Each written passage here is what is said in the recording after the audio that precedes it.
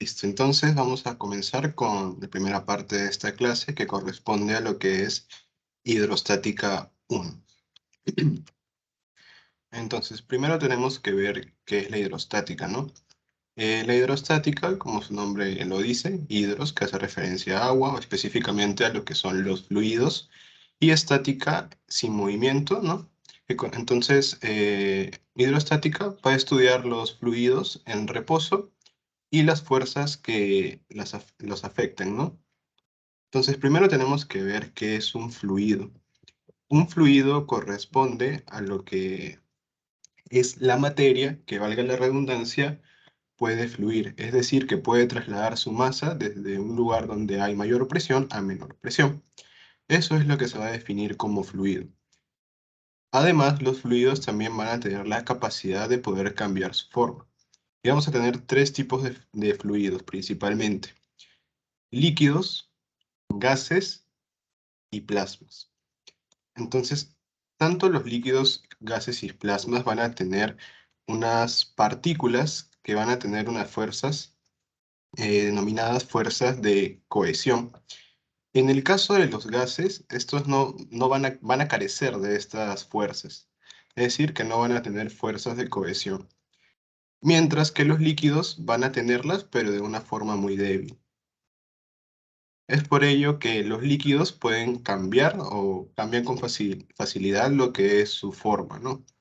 Entonces, los líquidos tienen fuerzas de cohesión débiles y los gases carecen de esto. Es por ello que los gases en sí no tienen una forma determinada.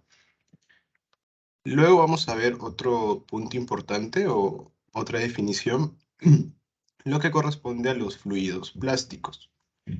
Un fluido plástico en sí se va a definir como un sólido que tiene características de un fluido. Es decir, que este fluido plástico va a comportarse como un sólido en realidad, pero va a tener esa capacidad o esas características de un fluido. Y como lo dice aquí en la diapositiva, un fluido plástico va a requerir un esfuerzo para poder comenzar a fluir. Por ejemplo, tenemos aquí el ketchup. Ketchup. Cuando lo ponen al refrigerador e intentan luego de unas horas utilizar este envase, ¿no?, que contiene el ketchup, si, si tú lo pones en cabeza, no va a fluir, por así decirlo, no se va a desplazar, o en otras palabras, no va a salir el contenido de este envase, y para ello tú tienes que agitar esta botella, y ahí recién comienza a desplazarse lo que es el contenido, ¿no?, que sería el ketchup.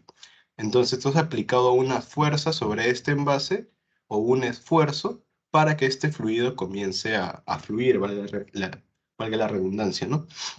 Y eso es lo que define el fluido plástico. En sí, entonces, vendría a ser un sólido con características de un fluido. Y dentro de los ejemplos vamos a tener el vidrio y también el plomo. Esos son los ejemplos más característicos de lo que es un fluido plástico: vidrio y plomo. Entonces, continuando, vamos a ver ahora lo que es la presión. La presión vendría a ser una fuerza que se ejerce por unidad de área, o también lo denominan como una fuerza que se ejerce sobre una superficie, ¿no? Y vamos a tener la siguiente fórmula para poder determinar lo que es la presión. Tenemos que la presión va a ser igual a la fuerza sobre el área. Entonces, lo que deben sacar de esta fórmula es que el área va a ser inversamente proporcional a la presión. Es decir, que si el área es menor, entonces la presión va a ser mayor. ¿Qué quiere decir? Por ejemplo, aquí tenemos una jeringa y su aguja, ¿no? Su aguja correspondiente. Entonces, esta aguja va a tener un área muy reducida, de tal manera que si yo aplico poca fuerza, esto va a generar altas presiones, de tal manera de que esta aguja va a poder atravesar todos los tejidos, ¿no? Entonces, es por ello lo que les dije, que a menor área, mayor presión. En el caso de la aguja tiene menor área, su área es muy reducida, por lo tanto, si yo aplico poca fuerza, voy a generar grandes presiones. Y de esta manera la aguja va a tener la capacidad de poder atravesar la piel y llegar hasta el músculo en el caso de una inyección intramuscular, ¿no? O al tejido subcutáneo, como vendría a ser este caso. Otro dato importante es la unidad de medida de la presión, ¿no? Sabemos que fuerza va a ser igual a Newton y el área a metro cuadrado, ¿no? Entonces, la presión vamos a medirlos en pascales. Esa vendría a ser la unidad de medida de la presión. Ahora pasaremos a hablar acerca de la presión hidrostática. La presión hidrostática corresponde a la presión ejercida por un fluido en reposo. Y vamos a ver un ejemplo para poder entenderlo. Vamos a tener, por ejemplo, un recipiente,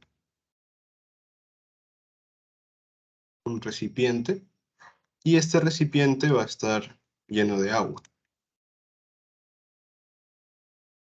Entonces, si yo arrojo una moneda en este recipiente, si yo arrojo una moneda, esta moneda se va a ir al fondo, ¿no? Se va a ir al fondo. Entonces, ¿qué vendría a ser la presión hidrostática? Aquí nos dice, es la presión ejercida por un fluido en reposo. En este caso, el fluido corresponde a lo que es el agua. Entonces, la presión hidrostática vendría a ser esa fuerza que ejerce el agua sobre esta moneda. Entonces, invisiblemente va a haber una columna sobre esta moneda. Va a haber una columna que corresponde a la presión ejercida por el fluido sobre la moneda para que ésta no regrese a la superficie, ¿no? Entonces, esa vendría a ser la presión hidrostática. ¿Y qué parámetros o qué variables necesitamos para poder determinar la presión hidrostática? En primer lugar, vamos a necesitar lo que es la densidad. Y como recordarán, la densidad vendría a ser igual a la masa sobre el volumen. Si arreglamos esta fórmula, nos quedaría que la masa es igual a la densidad por el volumen. Por otro lado, eh, otro parámetro que también necesitamos para poder determinar lo que es la presión hidrostática corresponde a lo que es el volumen. El volumen va a ser igual al área por la altura. Entonces, vamos a juntar estas dos ecuaciones. Vamos a juntarlas. Nos quedaría lo siguiente. La masa va a ser igual a la densidad, pero reemplazamos este volumen con lo que tenemos aquí. Entonces sería masa igual a densidad por área por altura. Y esa sería nuestra primera ecuación. Vamos a ponerle número 1. Ahora, como estamos calculando lo que es la presión, hace un momento les mencioné que la presión era igual a la fuerza sobre el área. Entonces la fuerza estaría determinada por el peso de esta columna invisible, ¿no? Que está ejerciendo esa fuerza sobre esta moneda. Entonces sabemos que la presión va a ser igual a la fuerza, pero sabemos también que la fuerza que es igual a masa por la gravedad, y esto sobre el área. Y tendríamos nuestra segunda ecuación.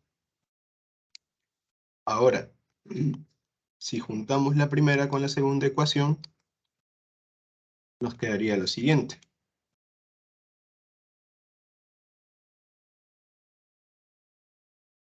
La presión va a ser igual, y reemplazamos la masa, ¿no? Esta masa la reemplazamos por la ecuación número 1. Entonces sería densidad por área por altura por la gravedad. Y todo esto sobre el área, ¿no? Entonces, simplificamos Y finalmente nos quedaría la siguiente ecuación. ¿Qué presión sería igual a la altura por la densidad por la gravedad? ¿Hasta ahí alguna duda, chicos? Todo claro. Entonces, de esta forma sabemos cómo sale esta ecuación, ¿no? Usualmente lo que hacemos es aprendernos esta ecuación, o bueno, otras ecuaciones, ¿no? Pero es importante saber de dónde sale esta ecuación.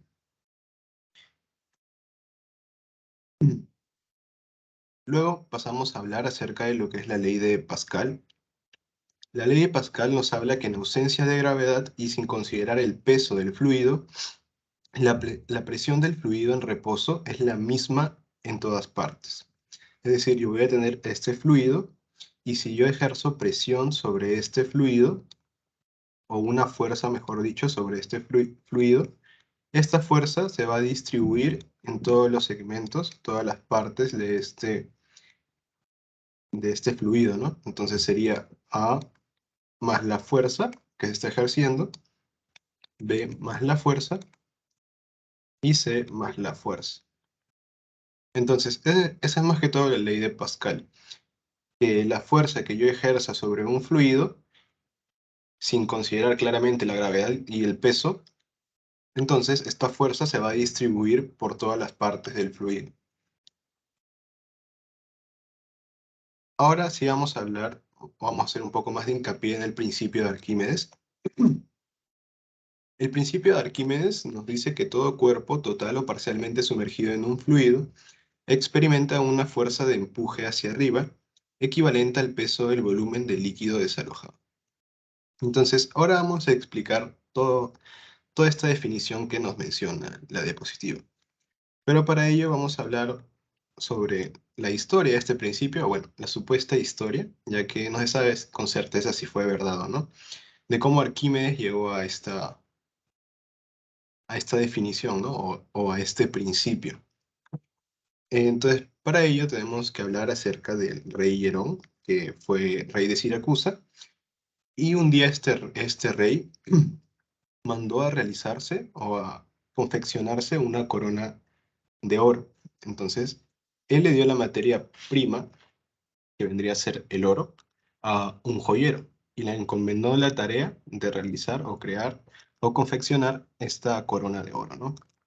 Entonces, el joyero lo confeccionó, se lo dio al rey, pero el rey tenía ciertas dudas de que si esta corona realmente estaba hecha de lo que él creía, ¿no? Que vendría a ser oro.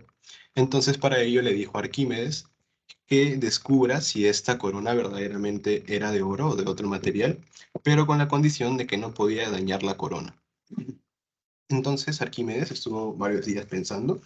Entonces, como el científico que es él, o era, mejor dicho, un día estaba bañándose, estaba en una bañera, y se dio cuenta de que cuando se sumergía sobre esta bañera, el nivel del agua aumentaba. Entonces, él se dio cuenta y también surge la clásica frase de Eureka, ¿no? Que significa lo he conseguido. Entonces, Arquímedes, según cuentan las historias, al darse cuenta mientras se bañaba, dijo esta frase. Ahora, para poder aplicar esta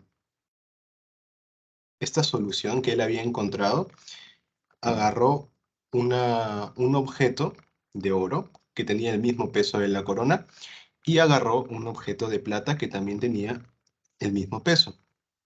Entonces lo sumergió en el agua y veía que aumentaba el nivel. Pero claramente la corona de oro va a ser diferente que la de plata, o mejor dicho, el objeto de oro iba a ser diferente a la de plata. Entonces anotó los dos volúmenes que se desplazaba tanto en el objeto de oro como en el objeto de plata. Entonces, a la hora de sumergir la corona de oro, se dio cuenta de que el volumen desplazado se encontraba entre el volumen del objeto del plata y el volumen del objeto de oro. Entonces ahí se dio cuenta de que verdaderamente esta corona era una combinación de lo que era plata y oro. Por lo tanto, el rey había sido engañado. Entonces, para ver mejor este principio de Arquímedes, vamos a ver un ejemplo también. Supongamos que tenemos un recipiente, ¿no? Y este recipiente va a estar lleno de agua. Ahora, ¿qué pasa si yo sumerjo total o parcialmente un objeto? Vamos a ver lo siguiente. Y tenemos el mismo recipiente, pero ahora yo sumerjo un objeto. En este caso está sumergido parcialmente. Entonces, el nivel va a aumentar, por ejemplo, hasta ahí. Entonces, esto corresponde al volumen desplazado. Y también nos dice Arquímedes que vamos a tener una fuerza de empuje hacia arriba que está intentando llevar este objeto a la superficie. Sin embargo, tenemos también la otra fuerza que está ejerciendo presión hacia abajo, otra fuerza hacia abajo, perdón, que corresponde al peso del objeto. Entonces, estas dos fuerzas van a estar contrarrestándose. Sin embargo, ahorita vamos a ver qué pasa cuando el peso es mayor a la fuerza de empuje, cuando es menor a la fuerza de empuje y cuando es igual. Entonces, ¿qué nos dice Arquímedes? Arquímedes nos dice que este volumen desplazado va a ser igual al volumen sumergido del objeto.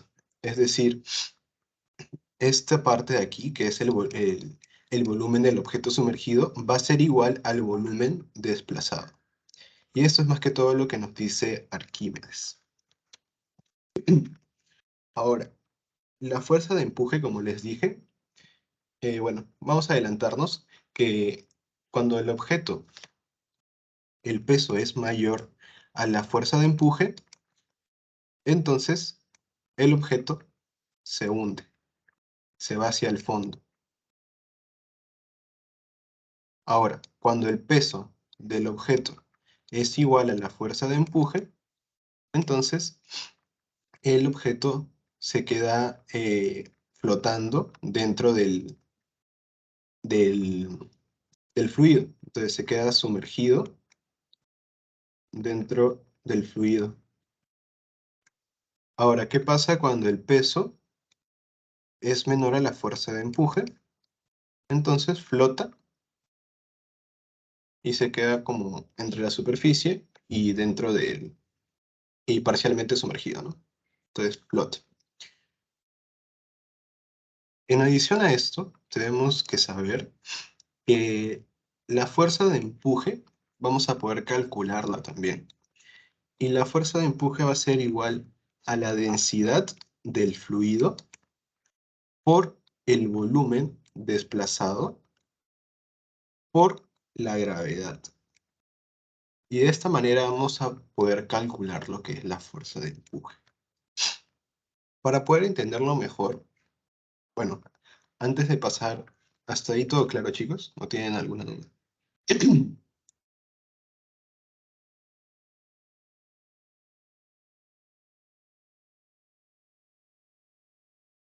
Chicos, ¿todo claro? Sí, todo claro. Entonces, para poder fijar este concepto que he mencionado con anterioridad, vamos a ver el siguiente ejercicio. Nos dice un cilindro de 2 metros de radio y 4 metros de altura se sumerge totalmente en agua. ¿Qué magnitud de empuje recibe? Entonces, voy a darles dos datos importantes para ver si lo pueden resolver. Uno, la densidad del agua, que vendría a ser 1000 kilogramos por metro cúbico.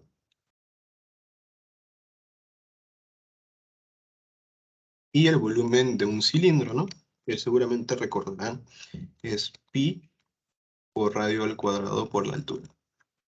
A ver, chicos, intenten resolverlo y mandan sus respuestas por el chat. O pueden prender su micro también, si gustan.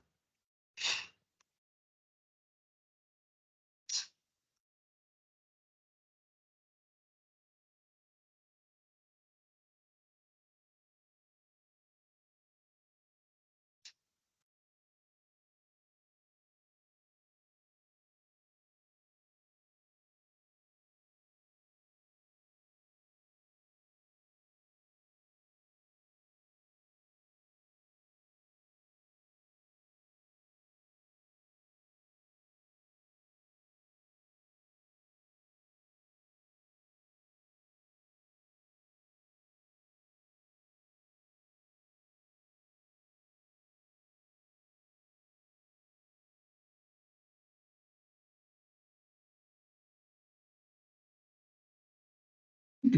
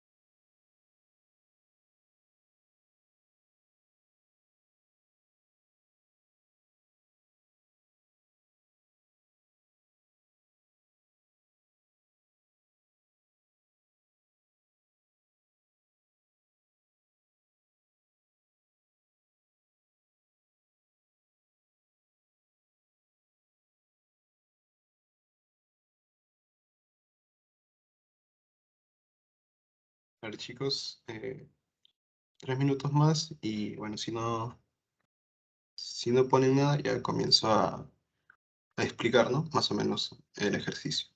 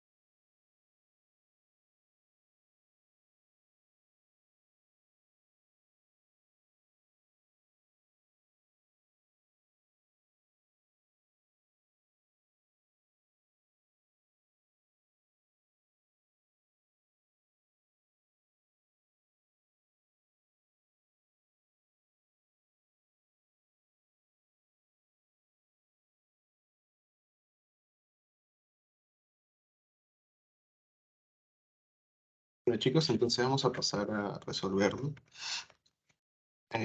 Vuelvo a leer el ejercicio. Nos dice un cilindro de 2 metros de radio y 4 metros de altura se sumerge totalmente en agua. ¿Qué magnitud de empuje recibe? Entonces vamos a tener un recipiente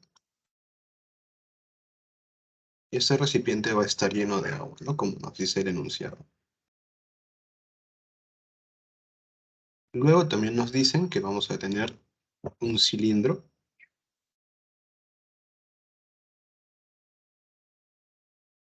Un cilindro. Y este cilindro nos dicen que se sumerge, ¿no? Entonces vamos a tener este cilindro que se sumerge totalmente. Entonces, como estábamos viendo con el principio de Arquímedes, este nivel de donde está el agua, cuando tú sumerges un objeto, va a aumentar, ¿no? Y va a pasar, va a aumentar, y esto correspondería al volumen desplazado, ¿no? Pues este sería el volumen desplazado. Por otro lado, nos da dos datos importantes.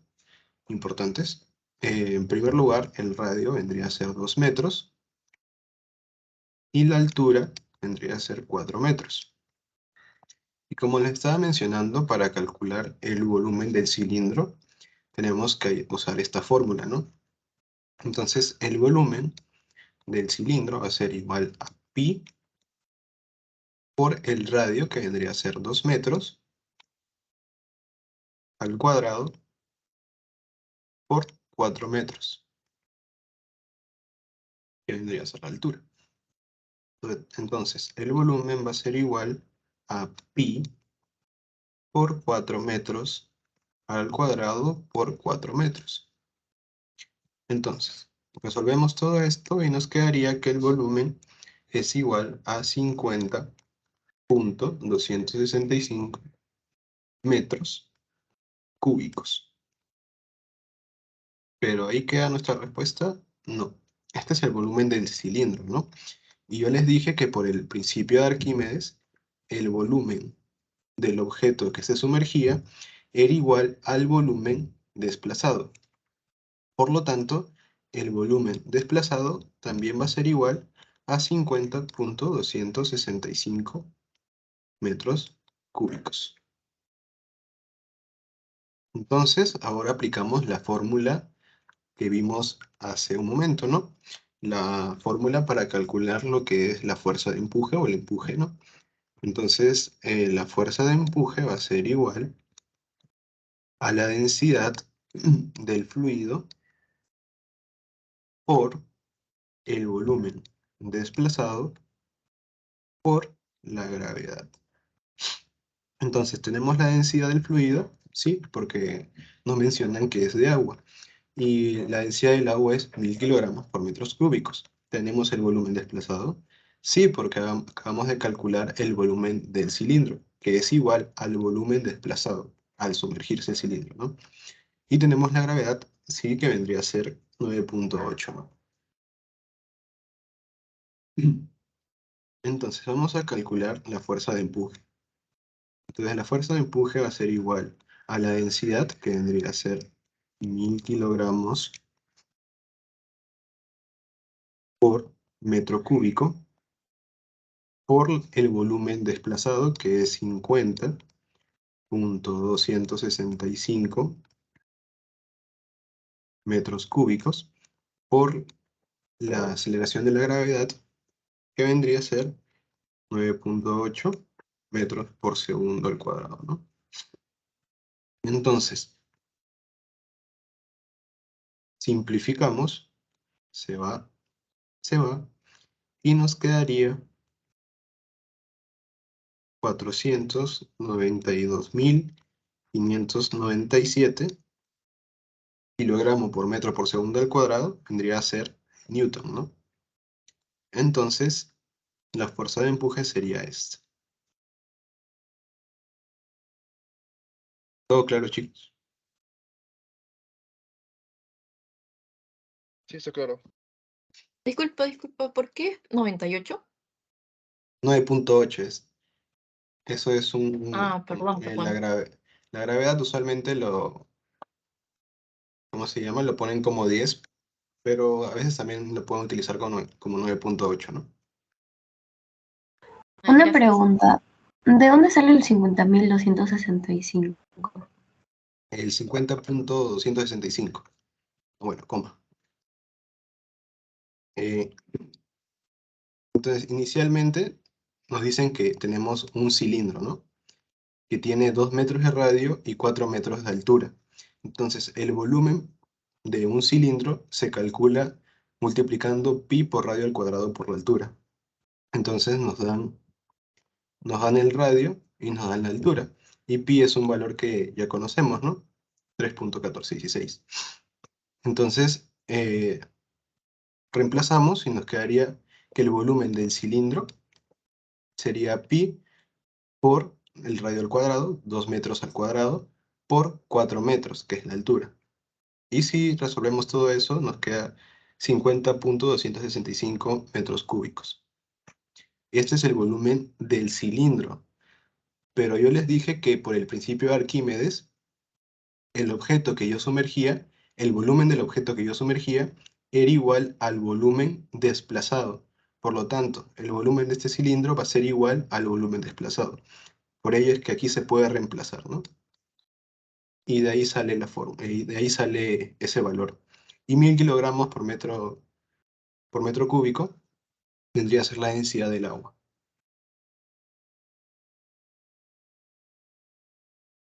Ya, gracias.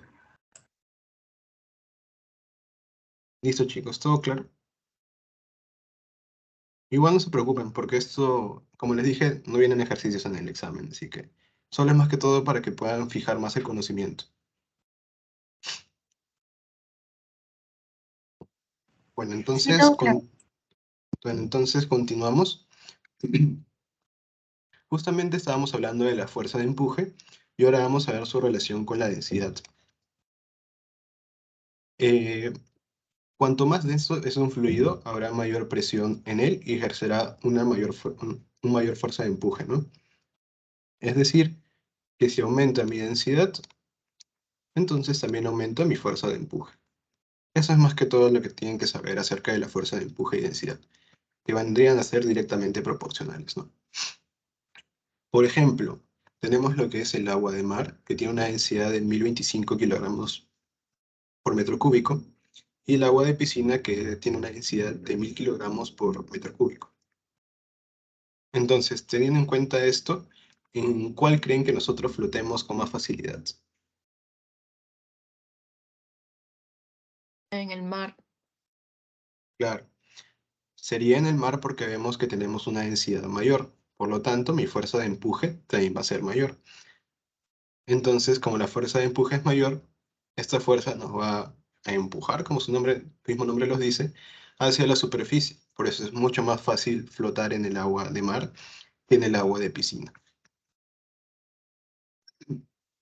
Ahora, lo que les dije en el principio de Arquímedes, que les adelanté, si el peso del objeto es mayor que la fuerza de empuje, mayor a la fuerza de empuje, el objeto se hunde.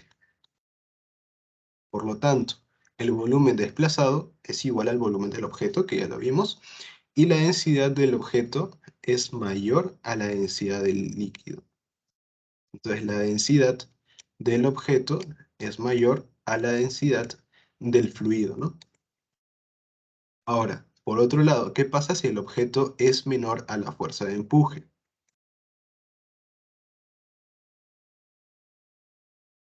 Entonces, en este caso, el objeto va a flotar.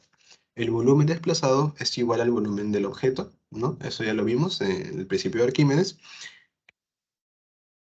Pero en este caso, la densidad del objeto va a ser menor a la densidad del fluido. Y finalmente, si el peso del objeto es igual a la fuerza de empuje, entonces ambos van a estar en equilibrio y el objeto se va a quedar suspendido dentro del líquido o del fluido. Esto se le va a denominar como empuje neutro y las densidades van a ser iguales.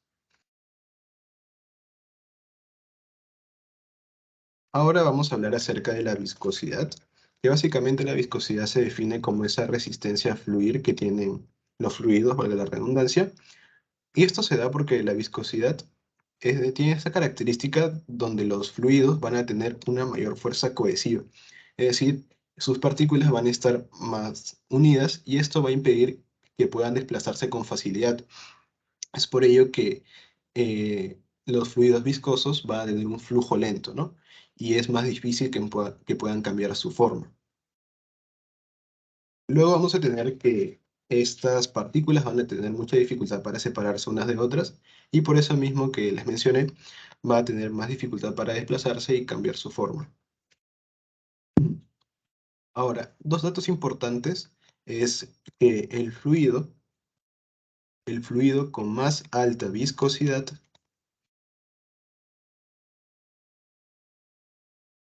vendría a ser el vidrio.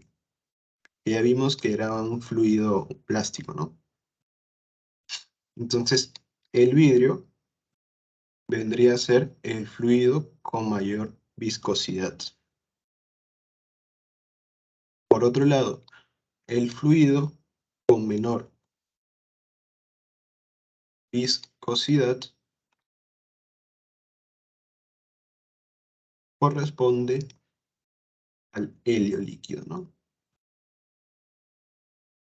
Helio líquido.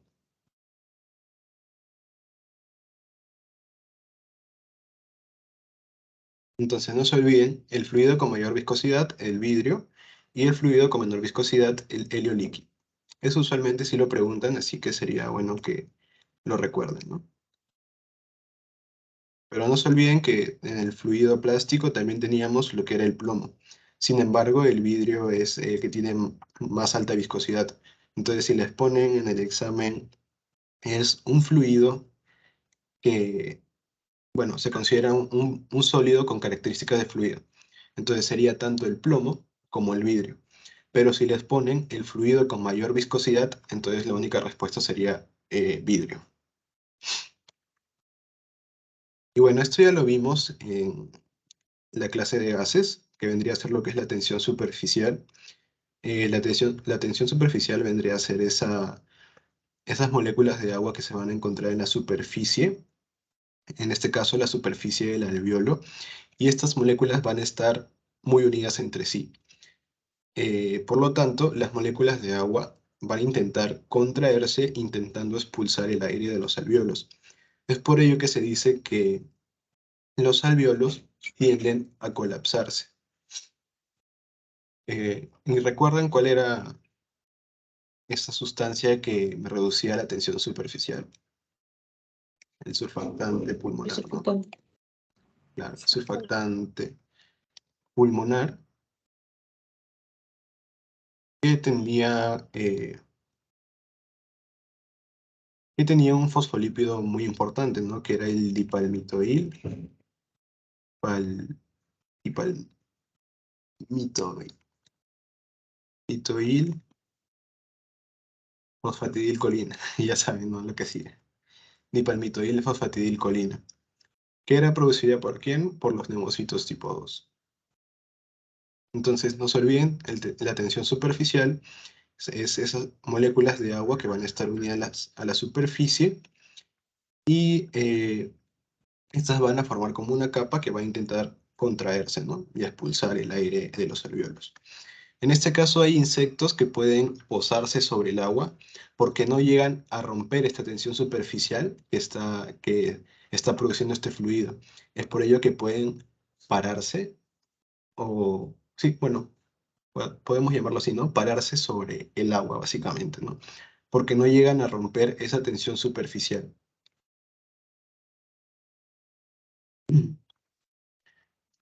Hasta ahí, chicos, ¿alguna duda? Si no, para pasar a lo que es hidrostática 2.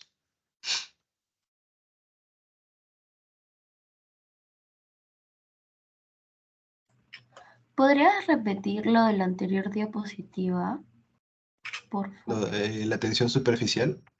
Ajá, eh, no entiendo la letra. Sí. ah,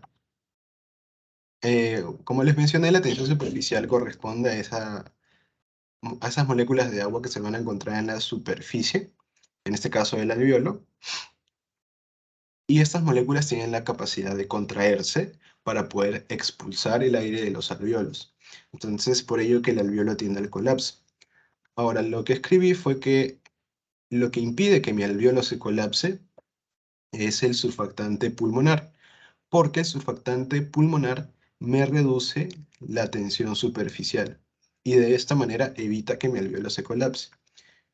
Luego, dentro de la composición del surfactante pulmonar vamos a tener proteínas, fosfolípidos, pero en este caso lo que siempre se pregunta es que el fosfolípido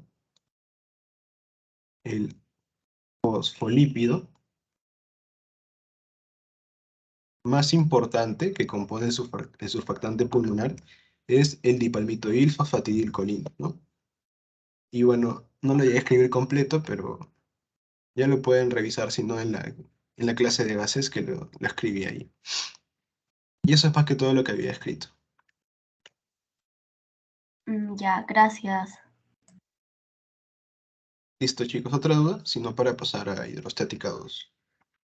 Disculpa, ¿cuál era el líquido que tenía menor viscosidad? El helio líquido. Aquí está, ¿Cómo? el helio líquido. Ah, gracias, gracias.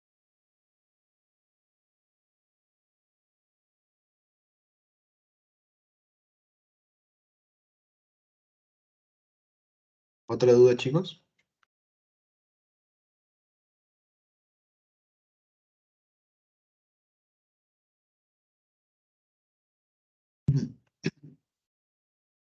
Bueno, entonces pasamos a hidrostática 2. Entonces vamos a ver algunas generalidades. nosotros vamos a tener nuestro corazón, que bueno, algunos autores lo dividen como si fueran 4 cámaras, porque vamos a tener una aurícula derecha, una aurícula izquierda, un ventrículo derecho y un ventrículo izquierdo. Entonces, para explicar más o menos cómo funciona el recorrido de la sangre, vamos a ver que eh, a través de la vena cava superior y la cava inferior, estas van a desembocar al nivel de la aurícula derecha, ¿no?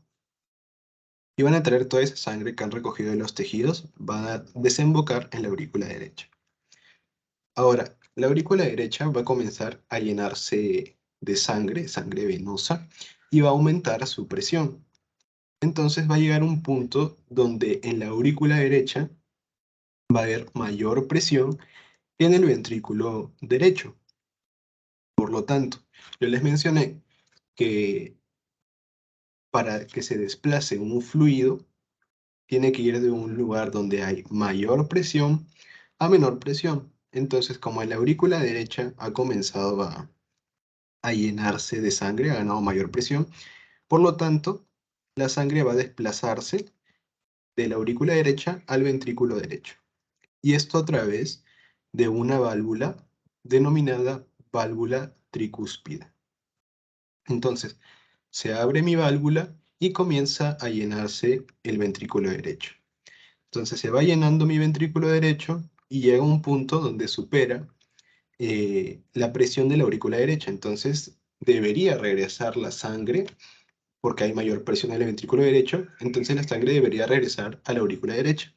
Pero justamente en ese momento se cierra mi válvula y esto impide el retorno de la sangre hacia la aurícula derecha.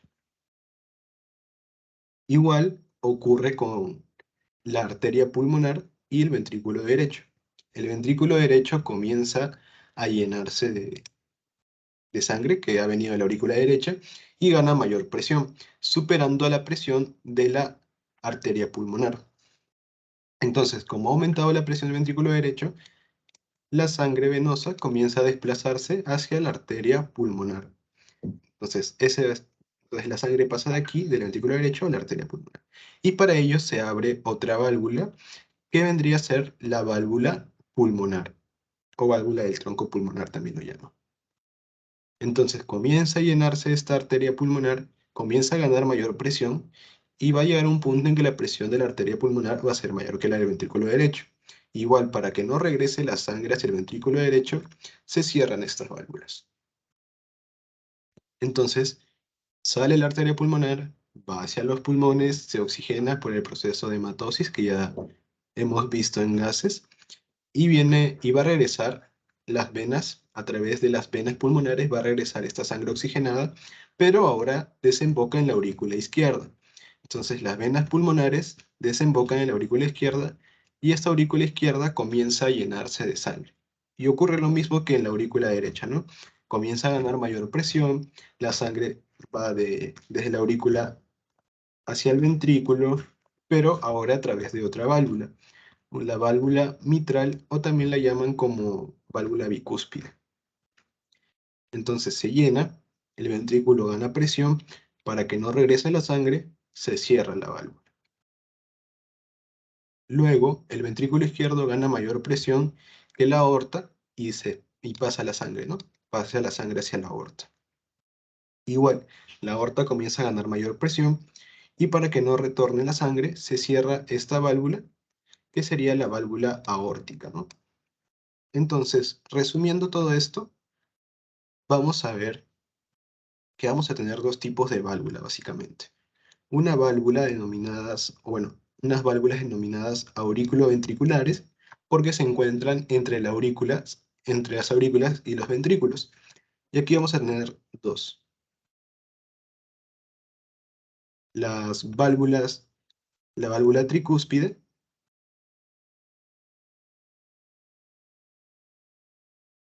y la válvula mitral.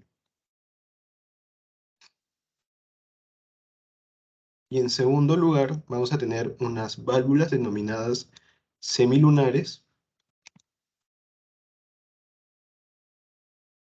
o también denominadas sigmoideas.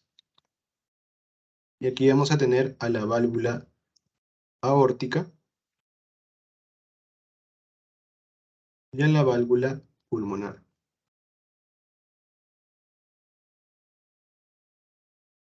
¿Ok? Entonces, como les dije, iba a llegar un punto en que estas válvulas se iban a cerrar para evitar el retorno de la sangre, tanto entre la aurícula de ventrículo derecho como entre la aurícula izquierda y ventrículo izquierdo. Entonces, si se cierran estas válvulas, corresponde al primer ruido cardíaco. Entonces, el primer ruido cardíaco corresponde al cierre de las válvulas aurículo-ventriculares, mientras que el cierre de la válvula aórtica y pulmonar corresponde al segundo ruido cardíaco. Entonces, entre el primer y segundo ruido cardíaco, vamos a encontrar la sístole, que vendría a ser la contracción ventricular, y entre R2 y R1 vamos a encontrar lo que es la diástole, ¿no? Que vendría a ser la relajación ventricular. Vamos a tener también otros ruidos que, bueno, no es importante que lo sepan por ahora, que se denomina R3, que este ruido puede ser patológico, pero usualmente puede encontrarse de manera fisiológica en niños y jóvenes, ¿no? En niños y jóvenes se puede llegar a auscultar, pero vendría a ser fisiológico en este caso. Y R4 siempre es fisiológico, es patológico.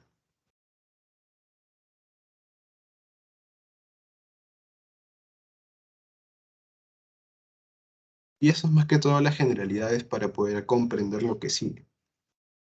¿Hasta ahí alguna duda, chicos? Disculpa, ¿puedes explicar de nuevo sobre el ruido 1 y el 2?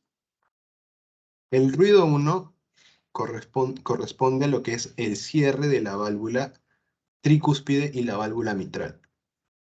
Estas dos válvulas se van a cerrar y esto se denomina como el primer ruido cardíaco, es decir, un cierre de las válvulas auriculoventriculares. Y en el caso del R2 corresponde al cierre de estas válvulas semilunares, es decir, aórtica y pulmonar. Porque les Gracias. di... Ay, perdón. No te preocupes. Ya. ¿Todo claro así? Sí, sí. Eso, chicos. ¿Otra duda? Si no, para pasar ya a la presión arterial como tal.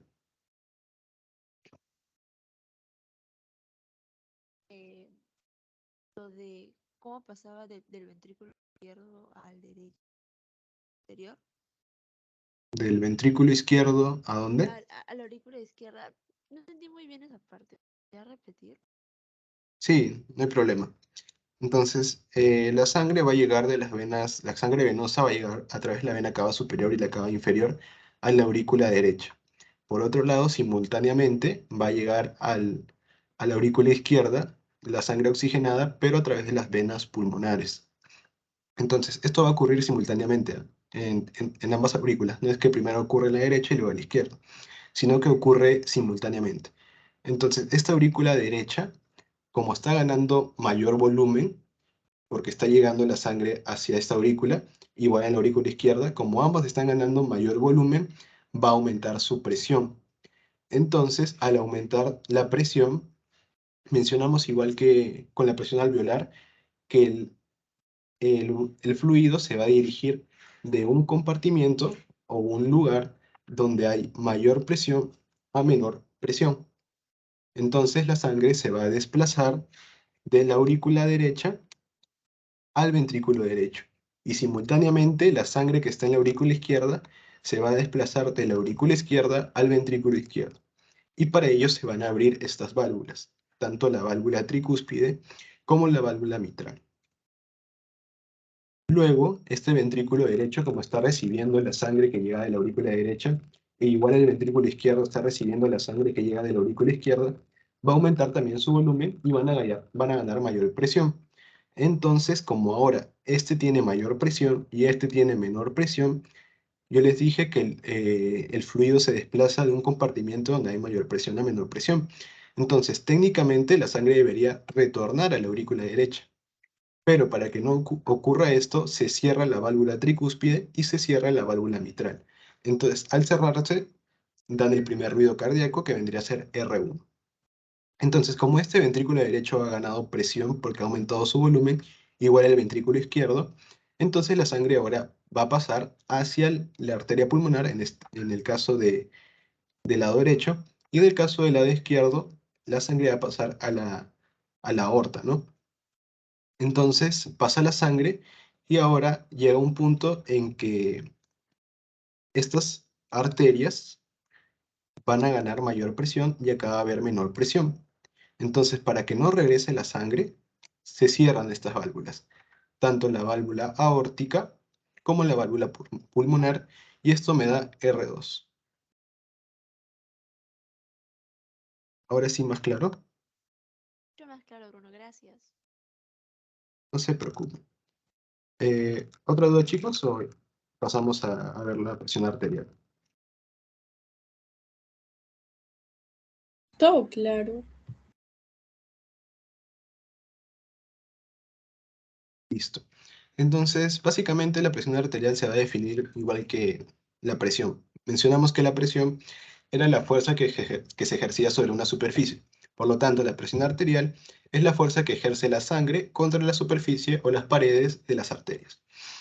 Entonces vamos a tener una presión arterial sistólica, que ya lo vimos, corresponde a la contracción ventricular, y el valor normal es de 120 milímetros de mercurio.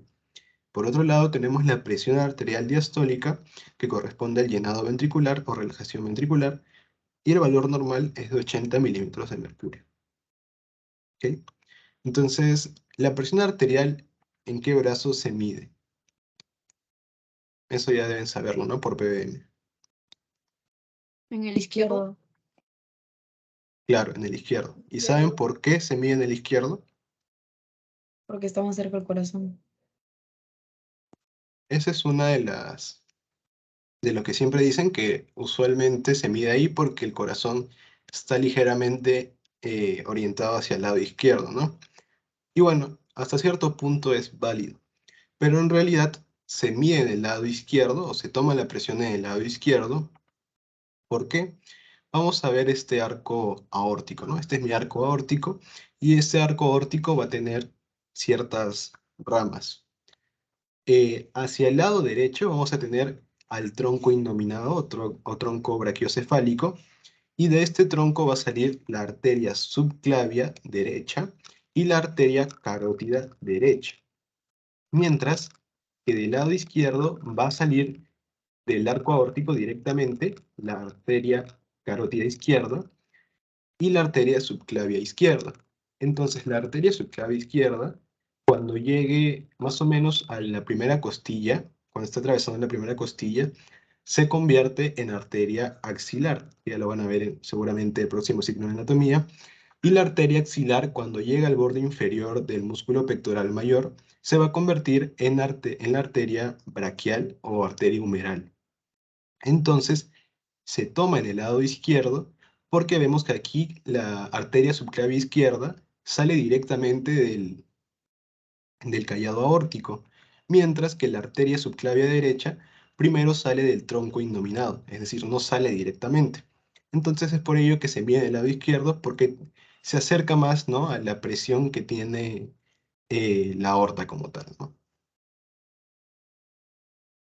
Y bueno, ya les dije la respuesta, pero la presión se mide en la arteria braquial, ¿no? Ahora, chicos, les quería preguntar cómo diagnostico lo que es la presión arterial. Es decir, yo voy a su consulta, me toman la presión y ven que está por encima de 120, pongámosle 140. Entonces, ahí me catalogan como hipertenso. ¿O cuál es el criterio diagnóstico?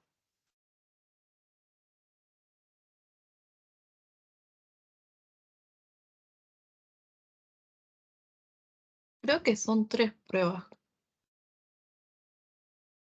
sea, me tomo tres medidas. ese mismo día y ya dependiendo de eso me No, dicen tienen que si. ser días distintos y si se ve que es alto recién. Sí, más o menos es así.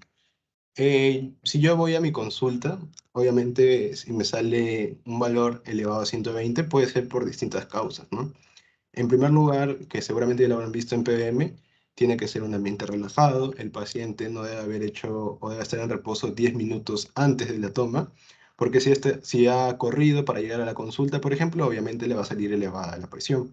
Entonces tiene que estar relajado 10 minutos antes mínimo. No debe haber tomado café por lo menos 6 horas antes, porque el café también puede alterar la presión arterial. Y más que todo eso, entonces, ¿no?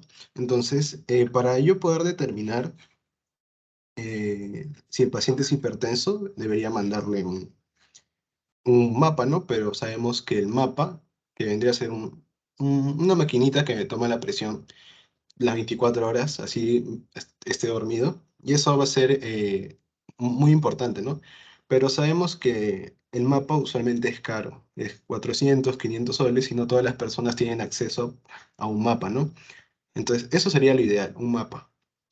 Sin embargo, como las personas no tienen acceso a esto, o bueno, la mayoría no tiene acceso, le podemos decir a la persona que se tome 3 veces al día la presión. Usualmente dicen 8 de la mañana, 12 del mediodía y 7 de la noche, más o menos así. O 10 de la noche, perdón. Entonces les piden tomar mínimo 3 veces al día. La persona debe tomarse, debe anotarlo y mínimo de 1 a 2 semanas tiene que anotar todo eso. Y ya dependiendo de eso, si vemos que la presión, todas esas medidas, todas esas tomas están elevadas, entonces ahí sí podemos decir que estamos frente a una hipertensión, ¿no? Entonces, como vimos, tiene que ser mínimo 1 a 2 semanas, varias tomas, que la persona se, este, se automida la presión, ¿no? Por así decirlo. Ahora, nosotros para poder catalogar o clasificar lo que es la presión, vamos a tener varias formas según la entidad que, que estemos utilizando. Por ejemplo, aquí tenemos la categoría de la presión arterial según la Asociación Americana de Hipertensión y nos dicen que las siguientes categorías, ¿no? Vamos a considerar una presión normal cuando la presión sistólica sea de 120 o menos y la presión diastólica de 80 a menos, que es lo que vimos, ¿no? Que la presión normal sistólica era de 120 o menos y diastólica de 80 o menos. Vamos a considerar elevada cuando esta presión sistólica se encuentre entre 120 y 129 y la diastólica entre 80 y menos o menos.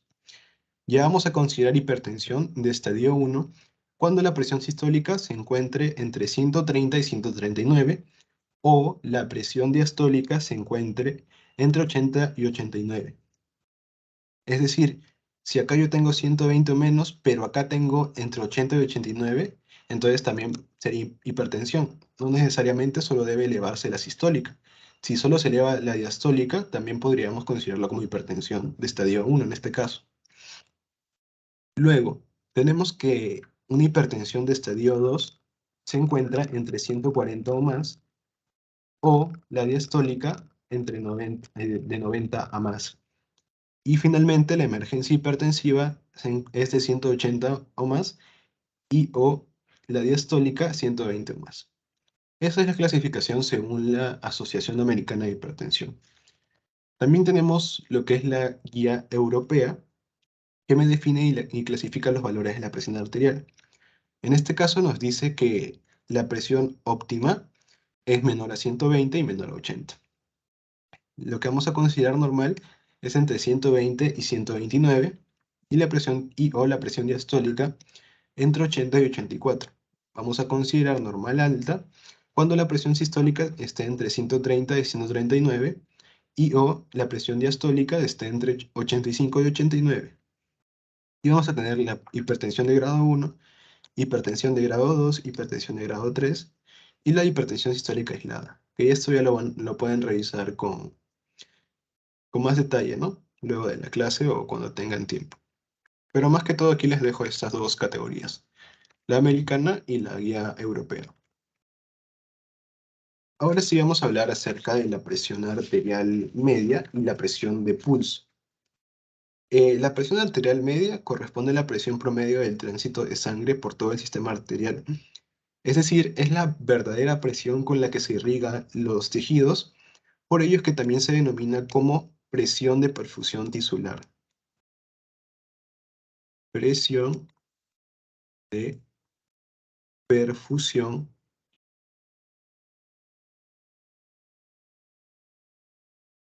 tisular. ¿Y cómo calculamos la presión arterial media? La presión arterial media va a ser igual a la presión arterial diastólica más la presión arterial sistólica menos la presión arterial diastólica entre 3. Ahora, la presión de pulso es la diferencia entre la presión sistólica y la diastólica, es decir, la resta. En otras palabras, podemos combinar estas dos ecuaciones y nos quedaría así, ¿no? Que la presión arterial media va a ser igual a la presión de pulso entre 3 más la presión arterial diastólica, ¿no? Es otra forma de verlo, pero si se lo aprenden por separado, no hay problema. Entonces, para ver un poco mejor esto, tenemos el siguiente ejercicio. Nos dice, si una persona acude al médico y al medirle la presión arterial se nota en la historia clínica el siguiente valor. Presión arterial 125/80 milímetros de mercurio, y nos piden determinar la presión arterial media y la presión de pulso. A ver, chicos, 5 minutos y pueden poner sus respuestas por el chat, si no pueden prender su micro, no hay problema.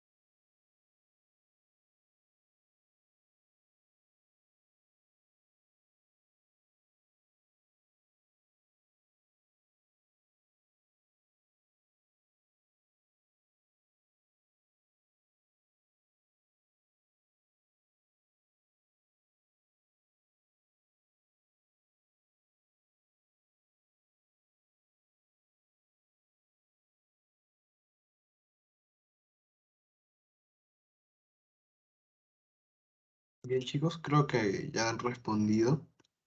Entonces, creo que todos coinciden y ponen que la presión arterial media es igual a 95 milímetros de mercurio y la presión de pulso ponen que es 45 milímetros de mercurio.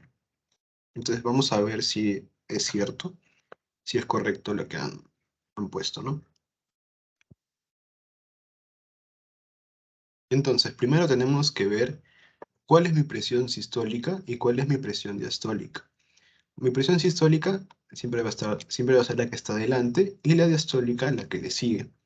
Por lo tanto, mi presión sistólica va a ser igual a 125 milímetros de mercurio y mi presión diastólica va a ser igual a 80. Entonces, primero vamos a calcular la presión de pulso. Dijimos que la presión de pulso iba a ser igual a la resta entre la presión sistólica y la presión diastólica. Por lo tanto, 125 menos 80, esto es igual a 80 a 45. Entonces, Esta es mi primera respuesta. Respuesta 1. Entonces, acertar. La presión de pulso, sí, sale 45. Ahora, una vez hallada mi presión de pulso, ya puede ser más fácil calcular mi presión arterial media. Por lo tanto, la presión arterial media era igual a la presión diastólica más la presión de pulso entre 3, ¿no? Entonces, 45, bueno, la presión de pulso entre 3. Entonces, reemplazamos. La presión diastólica es 80, más la presión de pulso, que sería 45, entre 3. 45 entre 3, 15, más 80, 95, ¿no? Entonces, esta sería mi respuesta 2. Entonces, está muy bien lo que han respondido. La presión arterial media es 95 y la presión de pulso 45. Esto es muy probable que les venga, así que no se olviden. ¿Hasta ahí, chicos, alguna duda? Todo claro, Bruno. Todo claro. Listo. Otro dato que no se olviden es que la presión arterial media también se le llama presión de perfusión tisular. Puede ser que les pregunten, pero por si acaso recuerden. Y bueno, aquí vemos la medición de la presión arterial. En primer lugar tenemos que, antes de colocar todo el brazalete, debemos palpar, ¿no?, la arteria braquial y ver si debemos buscar el pulso. Y ahí vamos a colocar el diafragma, ¿no?, de nuestro estetoscopio. Y encima del diafragma vamos a poner nuestro brazalete, ¿no? Entonces vamos a comenzar a insuflar, logrando una presión que supere la de la arteria braquial, y esta se va a colapsar, es decir, ya no se van a escuchar ruidos. Usualmente esta presión es entre 140, llegan hasta 140, y si ven que aún se escucha esa arteria, entonces siguen subiendo hasta 160, por ejemplo, y ahí ya no se debería escuchar. Entonces se dejan de escuchar ruidos, y ahí ya comienzan a desinflar, ¿no?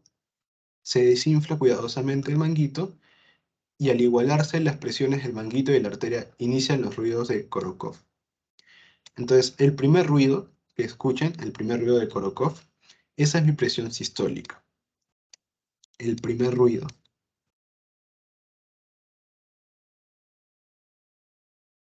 Luego continúo desinflando el manguito y vamos a continuar escuchando los ruidos de Korokov. Y va a llegar un punto en que ya no vamos a escuchar ningún ruido, y esto va a ser la presión arterial diastólica, cuando ya no escuchamos.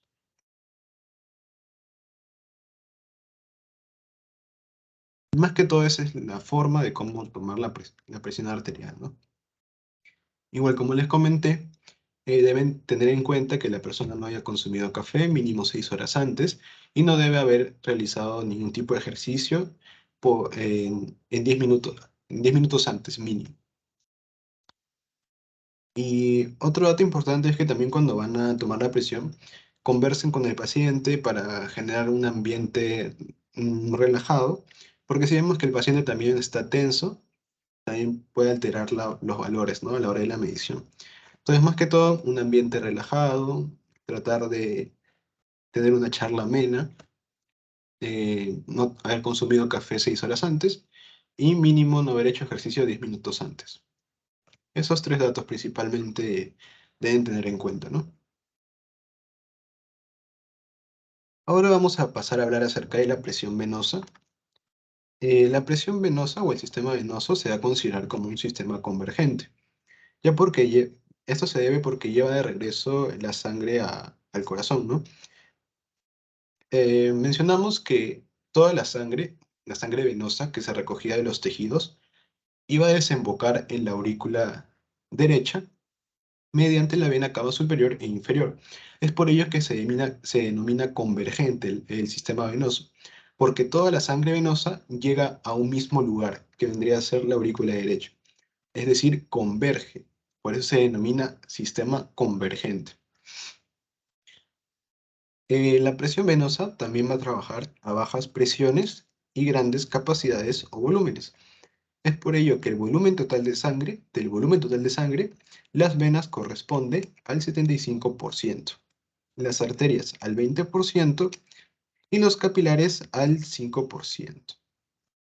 Estos datos sí o sí se lo tienen que memorizar porque es bastante preguntado en los exámenes. Creo que ya hace 4 exámenes que vienen lo mismo, así que apréndanselo por favor. Venas 75%, arterias 20% y capilares 5%. Y no se olviden, es un sistema convergente. Y bueno, ya como última diapositiva, tenemos los factores que favorecen el retorno venoso. En primer lugar, vamos a tener las válvulas venosas o bicúspides, que son válvulas unidireccionales,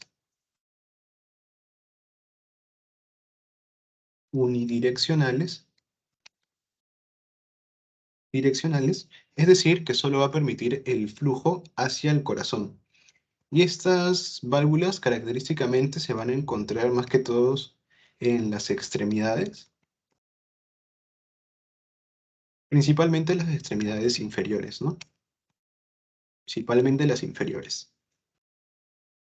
Entonces, las características de estas válvulas es que van a permitir el flujo de sangre unidireccionalmente hacia el corazón. Ahora, ¿qué pasa si estas válvulas se dañan o son incompetentes? Ya sea por alguna dilatación o algún defecto congénito o ya por la edad, estas válvulas pueden llegar a ser incompetentes, es decir, dañarse o deteriorarse.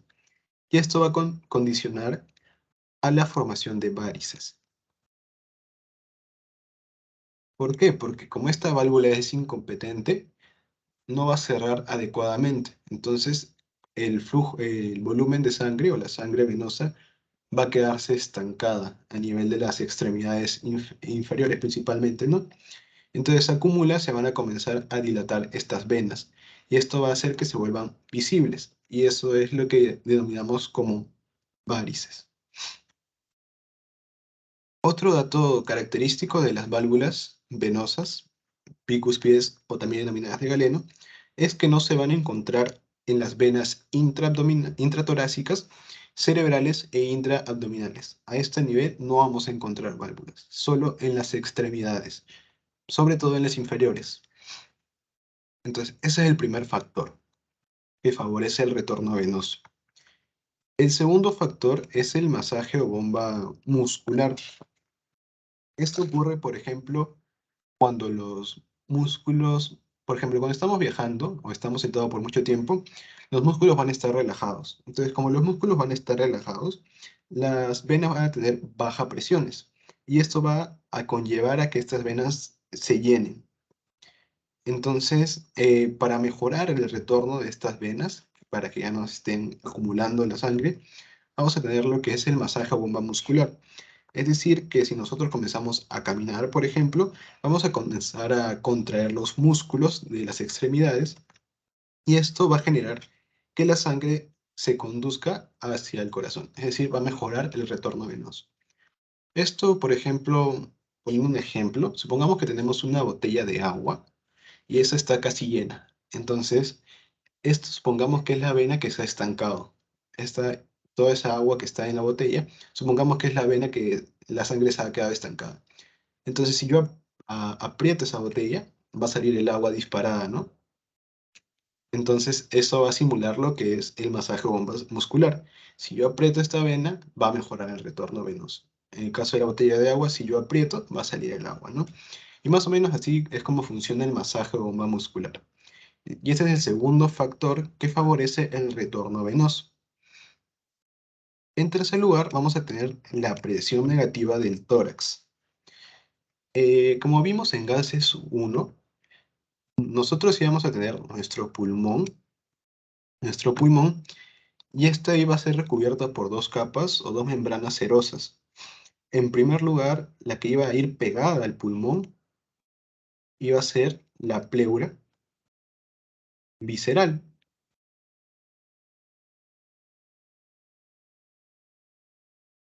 y la parte que iba a ir pegada a la pared torácica se denominaba como pleura parietal.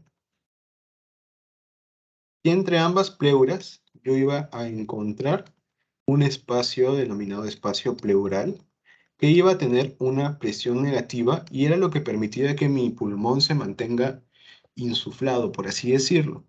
¿Se acuerdan que yo les mencioné que si yo jalaba, por ejemplo, la pared torácica al momento de la inspiración, por los músculos se elevaban las costillas y esto jalaba mi pared parietal? Entonces, como mi pared parietal está pegada a la pleura parietal también se va a jalar. Y como la pleura parietal está pegada a la pleura visceral, esta la jala y a su vez jala el pulmón. Es por ello que el pulmón se puede expandir, ¿no? Es por ello que se denomina más que todo un proceso pasivo al momento de inspiración para el pulmón, no para la pared torácica. Y justamente esto es lo que vimos, ¿no? Que en la inspiración, o bueno, antes de inspirar, es decir, estar sin inspiración, expiración, de por sí ya había una presión negativa de menos 5 centímetros de agua. Entonces, durante la inspiración, esto se hacía más negativo, a menos 7,5, y esto en la expiración regresaba a menos 5. ¿Se acuerdan que les dije la presión pleural? Entonces, esa presión negativa genera que que succione. Es decir, es como si succionara la sangre venosa y favorece el retorno venoso. Para poder explicarlo mejor, vamos a volver al ejemplo de la botella de agua, pero en este caso vamos a tener un sorbete.